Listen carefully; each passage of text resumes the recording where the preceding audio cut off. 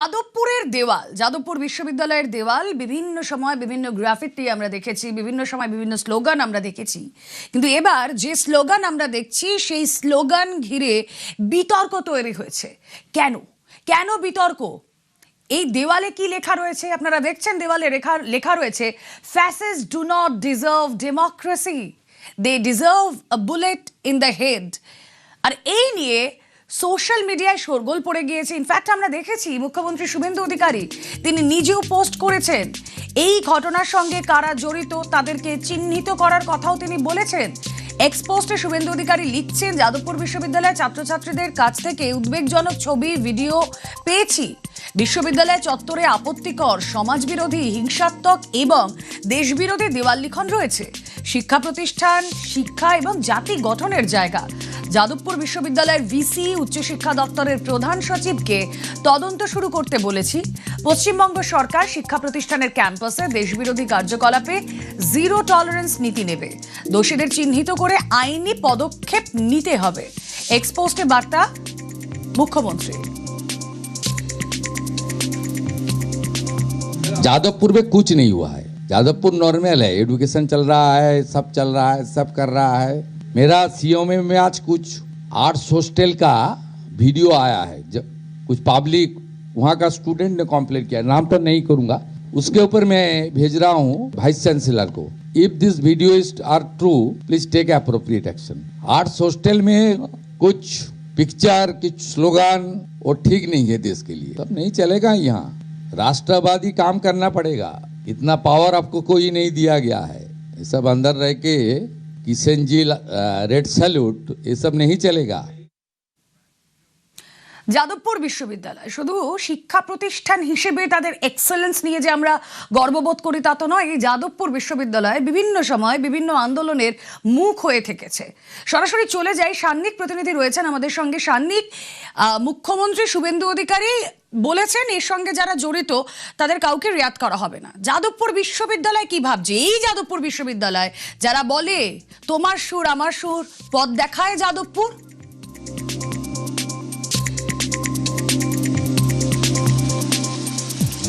মুখ্যমন্ত্রীর বার্তা একেবারে স্পষ্ট, যাতে কোনো রকম ভাবেই এই ধরনের বার্তা যারা ইউনিভার্সিটির দেয়ালে, সব থেকে বড় কথা একটা শিক্ষাঙ্গন তার দেয়ালে যারা লেখেন তাদের ক্ষেত্রে জিরো টলারেন্স, কোনো রকম ভাবেই কোনো শিক্ষা প্রতিষ্ঠানের ভেতরে তার অটোনমাস বডি, তার মধ্যে যে কেউ রেয়াত পেয়ে যাবে তা কিন্তু এবার হবে না, তেমনটাই তিনি বার্তা দিয়েছেন। শুধুমাত্র যাদবপুর বিশ্ববিদ্যালয় নয়, পাশাপাশি উচ্চশিক্ষা দপ্তরের প্রধান সচিবকেও তিনি নির্দেশ দিয়েছেন এর বিরুদ্ধে একটি তদন্ত করার।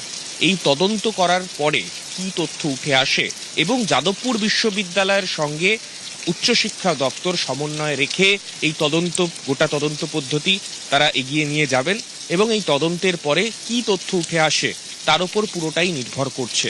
তারপরে তার বিরুদ্ধে শুধুমাত্র বিশ্ববিদ্যালয় পদক্ষেপ নেবে নাকি এর বিরুদ্ধে আইনি পদক্ষেপ, কারণ আইনি পদক্ষেপের কথা কিন্তু মুখ্যমন্ত্রী বুঝিয়েছেন।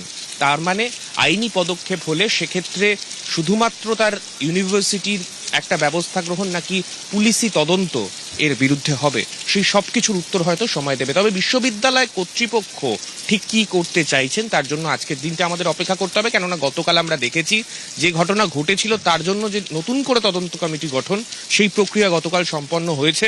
আজকে বিশ্ববিদ্যালয়ের কার্য সময়ের মধ্যে আজকে উপাচার্য ঠিক কি নির্দেশ দেন, কেননা উপাচার্যের উপরই পুরোটা নির্ভর করছে। মুখ্যমন্ত্রী উপাচার্যকেই নির্দেশ দিয়েছেন এই রকম যে বিভিন্ন ওয়াল পেইন্টিং গুলো রয়েছে সেগুলো কারা করেছে তাদেরকে চিহ্নিত করার কাজ করতে হবে, তা নিয়ে তদন্ত করতে হবে এবং এই গোটা প্রক্রিয়াতে যাদবপুর বিশ্ববিদ্যালয় কর্তৃপক্ষ কতটা সক্রিয় ভূমিকা নেয় সেই দিকে আমাদের নজর থাকবে।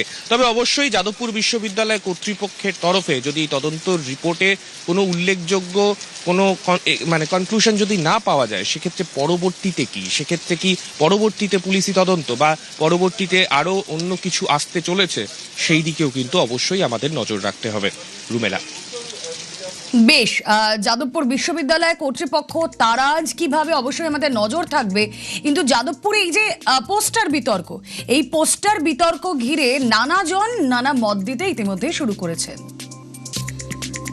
কোনো গুলি মারা স্লোগান আমরা সমর্থন করি না। কোনো গুলি মারা স্লোগান লেখা যেতে পারে না, এটা হতে পারে না। এই গুলি মারা স্লোগান আমরা শেষ শুনেছি কিন্তু বিজেপিরই একাংশের লোকজনের মুখে, গলি মারো সালোকো, আমরা নিন্দা করেছিলাম। ফ্যাসিবাদী তাদের আমরা গণপ্রতিরোধ, মতাদর্শগত আন্দোলন, মানুষের দরবারে গণতান্ত্রিকভাবে পরাস্ত করব, গুলি মারা স্লোগান হতে পারে না। এর জন্য আবার যেন এরা কোনো গুন্ডা না পাঠিয়ে বসে, তো মহা মুশকিল। যদি আইনে ব্যবস্থা হয়, পুলিশ প্রশাসন কারা লিখেছে, কেন লিখেছে তারা খতিয়ে দেখুন।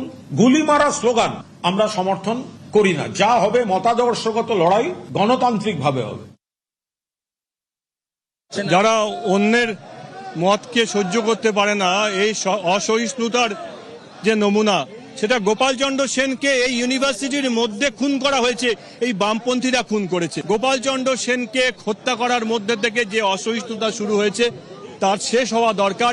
যারা মাওয়ের ভাবনায় উদ্বুদ্ধ হয়, মাও সেতুং সারা জীবনে কত মানুষকে খুন করেছেন, স্ট্যালিন সারা জীবনে কত মানুষকে খুন করেছেন। তাই স্ট্যালিনের ভাবনা, মাও সেতুং এর ভাবনা তো খুন করার ভাবনা। তো এরা যদি তাদেরকে নিজেদের আদর্শ মনে করেন, তাই ওটার মধ্যে ঘাবড়ানোর কিছু নেই। ফ্যাসিস্ট কারা? নরেন্দ্র মোদী যে সমস্ত কাজ করছে, কথা বললেই গলা চিপে ধরছে, দেশের ধর্মনিরপেক্ষতা, দেশের গণতন্ত্র, সংবিধানের কোনো কিছু বালাই রাখছে না, সেই সরকারকে ফ্যাসিস্ট সরকার ছাড়া আর কি বলবে? এই তরুণ প্রজন্ম, যাদেরকে জেনজি বলা হয়, তারা পরিষ্কার ঘোষণা দিচ্ছে যাদবপুরের মাটিতে দাঁড়িয়ে সেখানকার ছাত্রছাত্রীরা বর্তমানে দেশের যা অবস্থা সেটাকে আরো জোরালো ভাবে মানুষের কাছে, ছাত্রছাত্রীদের কাছে পৌঁছে দেওয়ার কাজ করছে। যারা বলছে যে এই ধর্মকে বাঁচানোর জন্য স্বস্তিক চিহ্ন, তারা নিজেদেরকেও বলবো যে ভাই একটু দেখে আসো, ধর্মীয় পাঠ পড়ে আসো, হিটলার কি করেছে, মুসলিনি কি করেছে সেটা জানো, তাদের প্রতীক কি ছিল সেটা জানো। বরাবরই ইতিহাস মানে নাথুরাম, শ্যামাপ্রসাদ, সাভারকার, এর বাইরে বেরোতে না পারো, তাহলে তো ওরকম হবেই। যদি আপনি বলেন যে না ফ্যাসিবাদকে ভালোবাসতে হবে, তো সেটা আরএসএস এর কাজ, এবিভিপির কাজ। তারা ওই ধরনের দেওয়াল লিখতে পারে, আর সেই দেওয়ালের ব্যবস্থা এসএফআই করবে, কি করার আছে। সব দায় অবশ্যই কেন নিতে যাবে এসএফআই? কে কোথায় কি লিখেছে তার দায় এসএফআই নিতে যাবে কেন?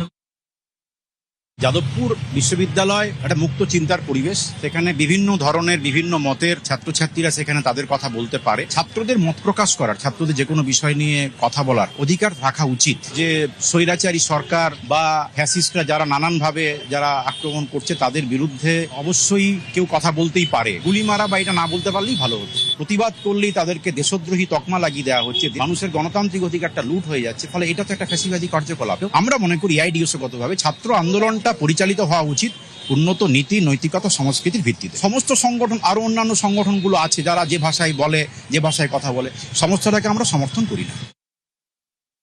ভারতবর্ষে এর আগে দেশের কেন্দ্রীয় মন্ত্রী স্লোগান দিয়েছিলেন গলি মারো, কোনো শাস্তি হয়নি তার। বিজেপি এই ভাষার আমদানি করেছে, দেশের কেন্দ্রীয় মন্ত্রী। মানুষ যেভাবে দেখেছেন মনে করেছেন এর মধ্যে কোনো অন্যায় নেই, ফলে তার কাউন্টারে হয়তো এটাও এসেছে।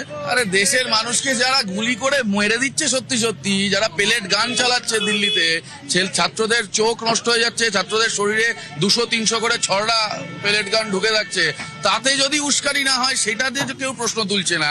আর এটা কে কোথায় কি একটা পেন দিয়ে চক দিয়ে কি লিখেছে তাতে একেবারে গোটা দেশ উচ্ছন্নে চলে গেল। গুলি মারা, বোতল মারা, ঢিল মারা, ইট মারা, হাত দিয়ে মারা, কোনো ভায়োলেন্সের পক্ষে বামপন্থীরা নয়, কোনো ভায়োলেন্সের পক্ষে এসএফআই নয়।